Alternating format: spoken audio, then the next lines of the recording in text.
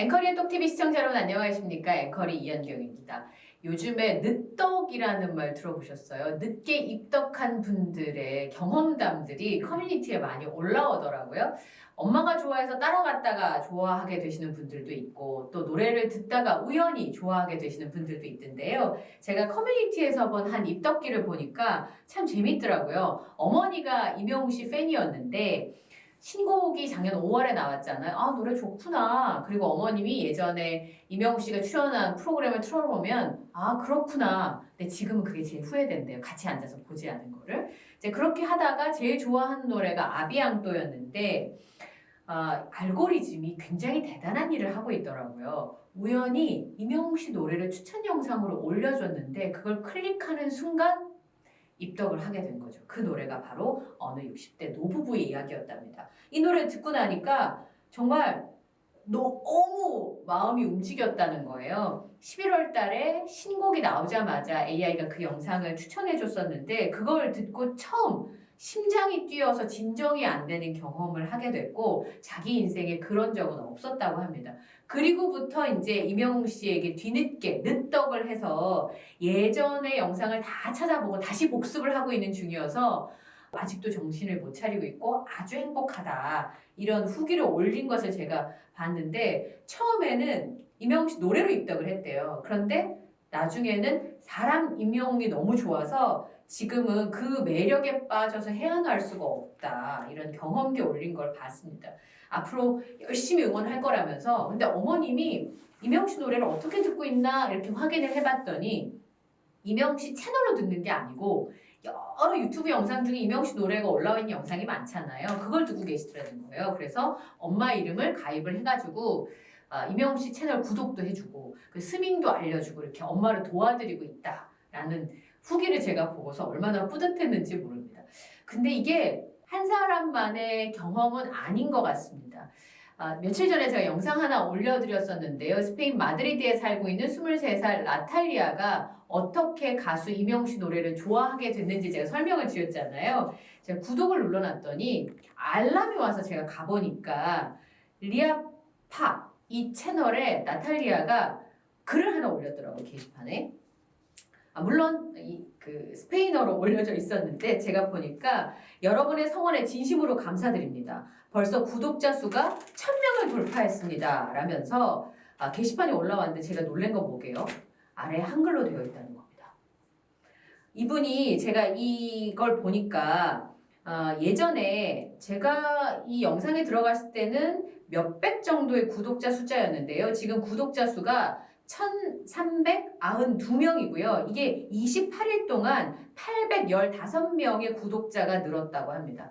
뭐 그런 걸로 봐서는 이게 임영웅 씨 효과가 아닐까 싶은 생각을 좀 강력하게 할 수밖에 없는 게 여러 영상이 있는데 만 넘기는 조회수가 임영웅 씨 노래밖에 없거든요.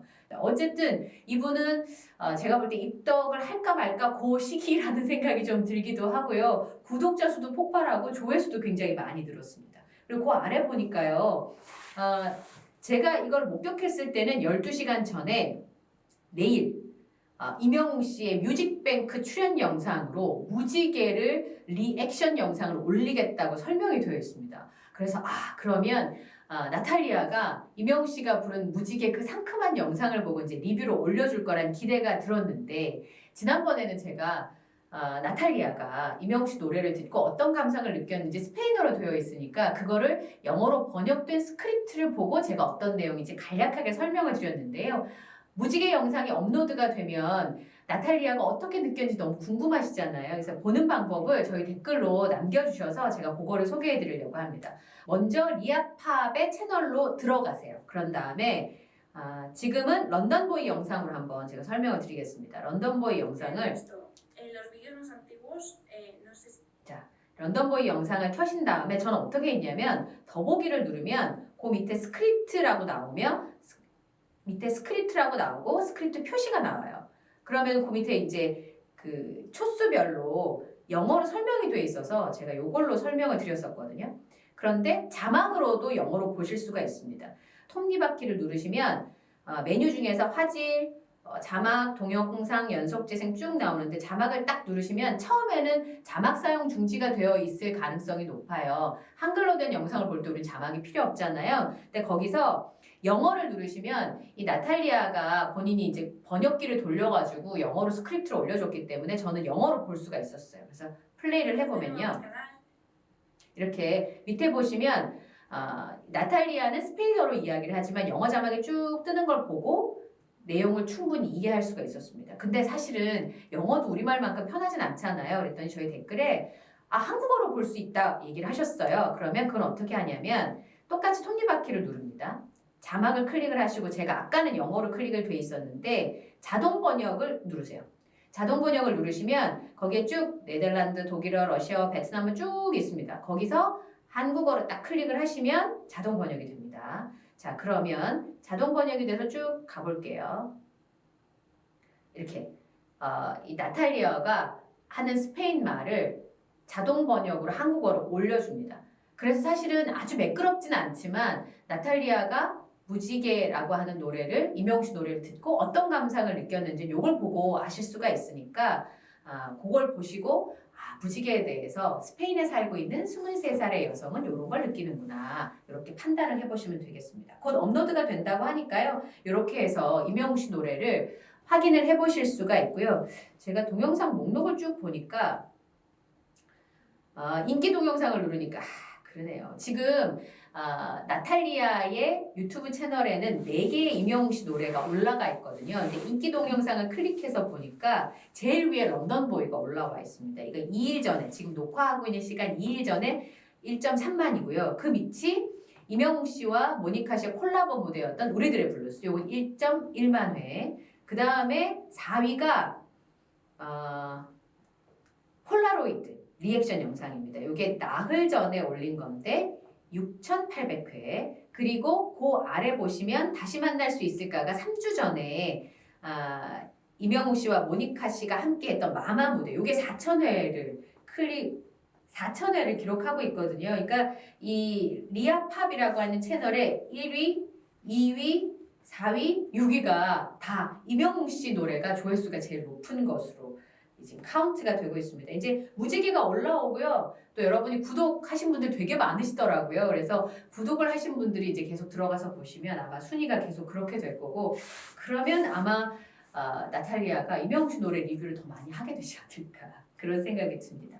댓글 보니까 다들 스페인에 살고 있으니까 데스파시토를 어떻게 들었는지를 굉장히 궁금해 하시더라고요. 그래서 데스파시토를 들으면 깜짝 놀랄 거다. 이런 댓글을 이명웅 씨 팬분들, 특히 앵커리 똑TV 우리 구독자분들이 가서 많이 남기셨나 봐요. 그래서 거기다 그런 글을 남기고 왔어요. 저희 영상 아래에다 댓글을 달아주셨는데 그래서 데스파시토를 한번 더 추천을 해주면 어떨까? 그 영상 링크를 걸어줘야지 이제 나탈리아가 알 수 있으니까 데스파시토를 불렀던 영상을 한번 추천해서 메일을 써볼까 지금 이렇게 고민을 하고 있습니다.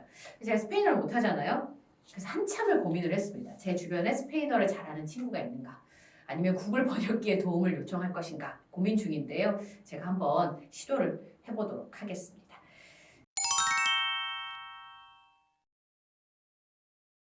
밤에 라디오 프로그램 출연하고 나오는데 갑자기 모니터에 이명웅 씨 얼굴이 나와서 제가 깜짝 놀라가지고 퇴근 안 하고 서서 KBS 로비에서 그 프로그램을 봤어요. 나중에 알고 보니까 KBS에서 방송되는 연중 플러스의 끝까지 간다라고 하는 프로그램이 있는데 거기에 아이돌과 트로트 팬덤과 비교하는 내용의 이명웅 씨 영상이 잠깐 나온 거더라고요. 우선 제가 본 거는 이명웅 씨가 새해 인사를 하면서 영웅시대 카페에 그 풀착장한 굿즈를 풀착장한 그 사진이 있었잖아요. 그게 공개가 됐고 또 이명웅 씨 그 영웅시대 그 굿즈들이 하나하나 이렇게 사진으로 영상에 실려서 제가 굉장히 반가운 마음에 봤는데 내용을 쭉 보니까 내용은 이런 거였어요. 이 끝까지 간다는 트로트 팬덤과 아이돌 팬덤을 비교해서 어떤 점이 다른지를 설명하는 내용이었는데 아이돌 팬덤들은 좀 간편한 복장을 한다면 이 트로트 팬덤은 풀착장을 해서 굉장히 화려하게 입는다.